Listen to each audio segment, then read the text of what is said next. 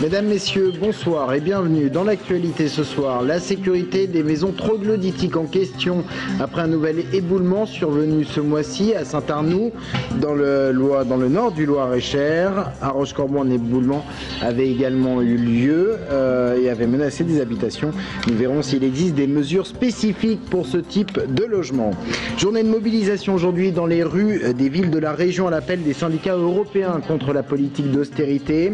Ils étaient jusqu'à 500 à Blois, jusqu'à 1200 à Tours et on a recensé une centaine de personnes à Vendôme. Et puis les préparatifs de l'expo Tours 1500. Le musée des Beaux-Arts se prépare à accueillir le public le 17 mars. Mais avant de développer ces titres, vous en êtes certainement aperçus, nous sommes le 29 février, année bissextile oblige, cela n'arrive qu'une fois tous les 4 ans, et pour ceux qui sont nés un 29 février, eh bien ils sont souvent l'objet de petites blagues, alors quelle était l'ambiance aujourd'hui en maternité où l'on a recensé des naissances, eh bien on voit cela à Tours avec Brian Bock.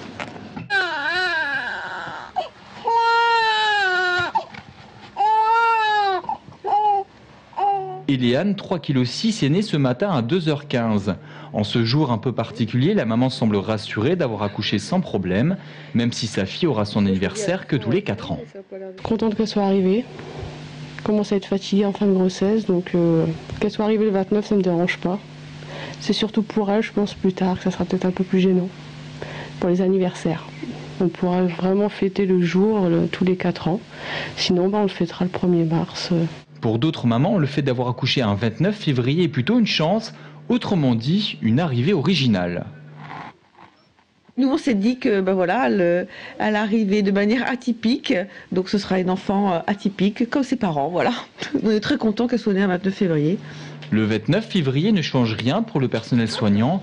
Il note juste plus de questionnements chez les mamans en cours de grossesse, voyant arriver le terme fin février. Ça va, vous avez bien récupéré? Ça va, je récupère. Ouais, tranquillement. Ça se passe bien. Il n'y a pas trop le coup de barre.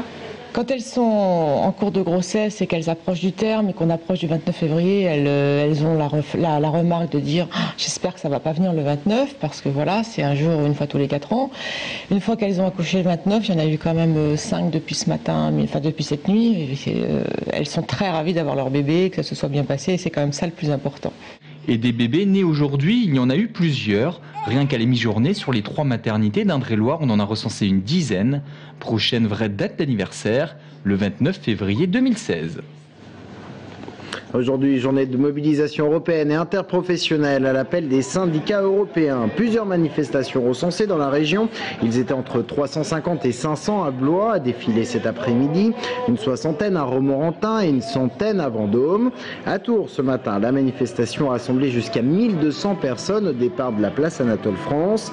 Défilé pour protester contre le pacte de stabilité budgétaire européen qui doit être signé demain et qui, pour les syndicats, est synonyme de politique d'austérité. On écoute un représentant de la CPAM d'Indre-et-Loire qui s'est mobilisé aujourd'hui et qui dénonce les conséquences, selon lui, de ces politiques d'austérité. Dans la protection sociale, on le ressent par des budgets de plus en plus serrés, avec des pertes d'emplois massives. On a perdu dans l'assurance maladie plus de 4000 emplois dans les 3 dernières années et ça continue pour les 3 années à venir.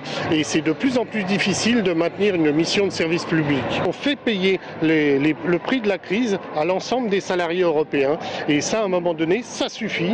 Propos recueillis par Sabrina Meloult. Et puis demain, dès 8h, le trafic sur le réseau SNCF devrait revenir à la normale. En bref, l'entreprise Compo France, qui fabrique notamment le produit AlgoFlash, réorganise ses fonctions logistiques et va fermer son site de Château-Renaud. 10 emplois vont être supprimés, a-t-on appris aujourd'hui. Ces images impressionnantes maintenant d'un émoulement de coteaux dans le nord du Loir-et-Cher. À Saint-Arnoux, un couple de retraités qui vit dans une habitation troglodytique est passé près de la catastrophe. Un pan entier du coteau s'est effondré devant leur maison. Des blocs de plusieurs tonnes sont tombés, certainement dus aux conditions climatiques changeantes de ces derniers temps. Un fait qui s'est déroulé le 18 février et qui rappelle un autre survenu en Indre-et-Loire, à Rochecorbon, il y a moins de 2 ans, où là aussi un éboulement avait menacé menacer des habitations. Et voilà donc qui relance le sujet sur la sécurité, sur la sécurisation de ces sites, de ces maisons troglodytiques. Existe-t-il des mesures spécifiques? Doit-on faire inspecter régulièrement la roche?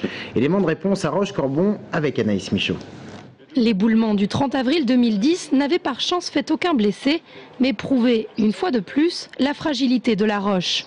Suite à l'incident, un nouveau confortement des parois avait été réalisé, financé à 40% par les fonds Barnier, des fonds de prévention des risques naturels majeurs, attribués aux collectivités par la direction départementale des territoires et à 60% par la mairie.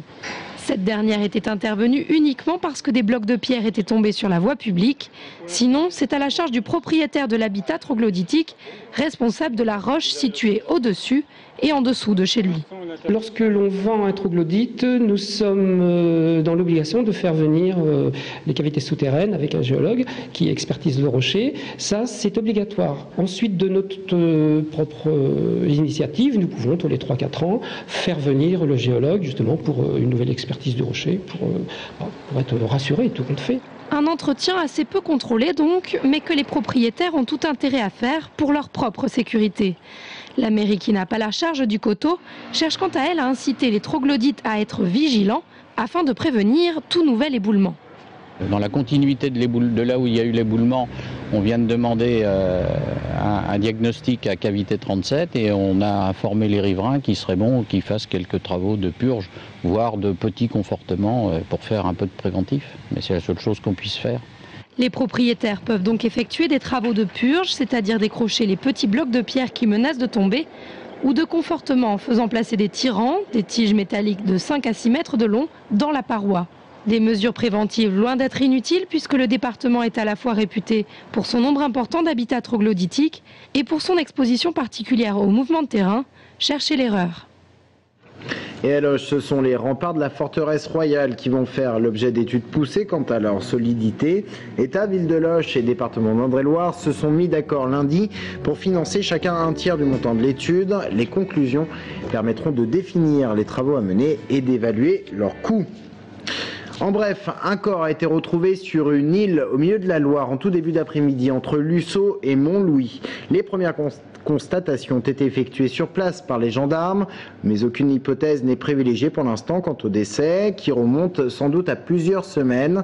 Le corps a été enlevé vers 16h30 et transporté vers Tours pour autopsie.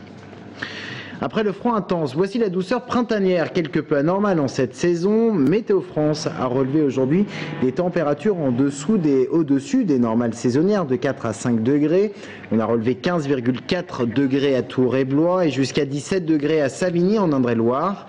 Il faut dire qu'il y avait un beau soleil aujourd'hui. Cependant, les records de 1994 n'ont pas été battus. On avait relevé jusqu'à 19 degrés à Tours. Alors, est-ce que cette douceur va continuer ? Eh bien oui, jusqu'à lundi, mais sans le soleil puisque les nuages reviennent demain. On en vient à l'ouverture d'une nouvelle boutique dans le Vieux-Tours, une boutique pour les skateurs. Jusqu'à là, pas vraiment de quoi vous en parler, sauf que les propriétaires ont décidé d'aménager une rampe de skate dans la cave. Elle est destinée aux clients de la boutique, aux passionnés de la glisse, et l'infrastructure plaît. Regardez plutôt ce reportage de Sabrina Melout. Julien pratique le skate depuis 10 ans. Passionné, il ouvre sa boutique il y a 4 mois, un lieu privilégié pour les aficionados de la culture du skateboard. Dans cette boutique, Julien propose une centaine de planches et autres articles du genre, mais le plus précieux se cache en fait dans les sous-sols. Une mini-rampe de 3 mètres de large, 7 mètres de long et 70 cm de haut. Depuis 2 semaines, c'est ici que les skateurs se donnent rendez-vous. On a vraiment privilégié justement le côté accessible, avoir une mini-rampe qui soit facile pour les débutants comme pour les experts. Et ici on ne se prend pas au sérieux, le plaisir simplement de faire du skateboard ensemble. Très bonne sensation, parce qu'on aime bien ça, nous déjà, il y a quand même, on est déjà habitué à faire ça, il y a déjà un pote à nous qui a déjà une rampe comme ça, donc c'est vrai qu'on est déjà habitué à faire ce genre de skate, on va dire. Il y a la bonne planchette, pas de discrimination, un lieu ouvert à tous les curieux. Une personne qui rentre dans un skate shop, c'est pas forcément un skater, c'est quelqu'un qui aime cette culture-là et qui est pas forcément skater depuis 10 ans ou qui est un expert. Nous, on s'intéresse aux débutants, aux gens qui pratiquent pas, à tous les gens qui touchent à cette culture un petit peu street. Véritable repère des skateurs, le bouche à oreille devrait bien fonctionner pour cette mini-rampe. Julien, lui, a encore plein d'idées en tête pour sa boutique. Le 17 mars prochain, le musée des Beaux-Arts de Tours ouvrira sa nouvelle exposition, Expo d'intérêt national. Il s'agit de Tours 1500, un florilège des œuvres du XVIe siècle, produit localement entre autres, des œuvres qui sont en train d'arriver également du monde entier au fur et à mesure. Michael Briffaut. Le musée des Beaux-Arts est en plein déménagement. Petit à petit, ce sont près de 120 œuvres qui prennent place pour l'exposition. Elles viennent d'un peu partout en France et même des États-Unis comme Los Angeles.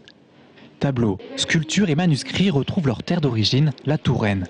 Le but, faire découvrir ou redécouvrir aux Tourangeaux un patrimoine datant de l'époque où les rois de France avaient presque fait de Tours leur capitale. C'est la raison pour laquelle aussi nous avons choisi comme titre de ces expositions Tours 1500, capitale des arts, parce qu'il est vrai qu'à ce moment-là de l'histoire en fait de France, Tours était véritablement la capitale des arts. Donc on a ici à Tours pendant une bonne 50aine d'années des artistes vraiment prestigieux, exceptionnels, notamment bien sûr Jean Fouquet, le premier d'entre eux, mais à la suite de Fouquet, des artistes comme Bourdichon ou comme Jean Poyer pour la peinture, ou encore Michel Colombe par exemple pour la sculpture. Et pour déplacer de telles œuvres, toutes les précautions sont prises pour ne pas abîmer ce que les siècles nous ont transmis. Des inspections sont menées tout au long du voyage pour vérifier l'état de chaque pièce. Et ce sont des spécialistes venus de Paris qui sont chargés de ce déménagement un peu spécial. On fait attention à la matière dans laquelle est faite l'œuvre. Et après, on a aussi des conseils par rapport à des restaurateurs ou des conservateurs qui nous disent comment manipuler l'œuvre. Dans ces expos-là, ce qui est plus compliqué, c'est qu'on peut passer d'un tableau à une statue en pierre, à un manuscrit, donc il faut s'adapter à tout type d'œuvre. Faire venir des œuvres coûte cher. Le budget de Tours 1500, capitale des arts, est de 600 000 €. Mais l'occasion est rare de replonger dans cette Touraine du début Renaissance. Alors, vous pourrez en profiter à partir du 17 mars et jusqu'au 17 juin. Et on vous en reparlera bien sûr. C'est ainsi que s'achève cette édition. Merci de l'avoir suivi.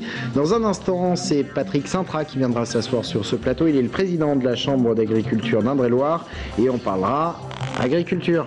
À tout de suite.